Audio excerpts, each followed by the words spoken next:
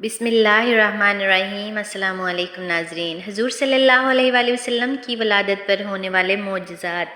حضرت شیخ عبدالحق محدث دہلوی رحمۃ اللہ علیہ فرماتے ہیں کہ ان حضرت صلی اللہ علیہ وآلہ وسلم کی ولادت کے سلسلے میں آیات و کرامات بے شمار ہیں، جن میں سے چند ایک یہ ہیں کہ ایوان کسریٰ لرز اٹھا اور اس کے 14 کنگرے گر گئے، اور دریائے سادہ خشک ہو گیا اور اس کا پانی زیر زمین چلا گیا،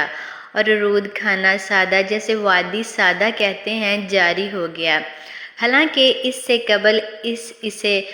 منقطع ہوئے 1000 سال گزر چکا تھا، اور فارسیوں کا آتشگدہ بجھ گیا جو کہ 1000 سال سے گرم تھا۔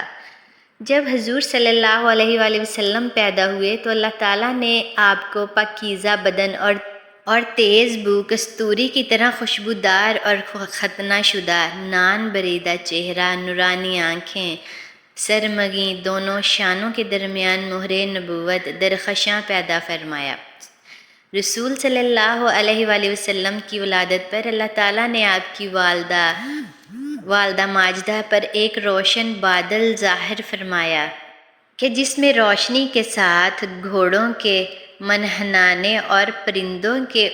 اڑنے کی آوازیں تھیں، اور کچھ انسانوں کی بولیاں تھیں، اور اعلان ہوا کہ محمد صلی اللہ علیہ وآلہ وسلم کو مشرق و مغرب اور سمندروں کی بھی سیر کراؤ، تاکہ یہ تمام کائنات کو ان کا نام اور حلیہ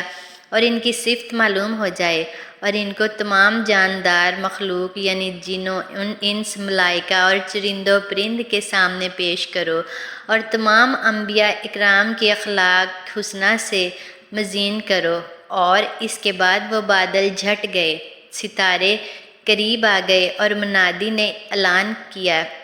کہ واہ واہ، کیا خوب محمد صلی اللہ علیہ وآلہ وسلم کو تمام دنیا پر قبضہ دے دیا، اور کائنات عالم کی کوئی چیز باقی نہ رہی کہ جو ان کا ایک قبضہ اقدار اور غلبہ ہدایت میں نہ ہو۔ پھر 3 شخص نظر آئے، ایک کے ہاتھ میں چاندی کا لوٹا، دوسرے کے ہاتھ میں سبز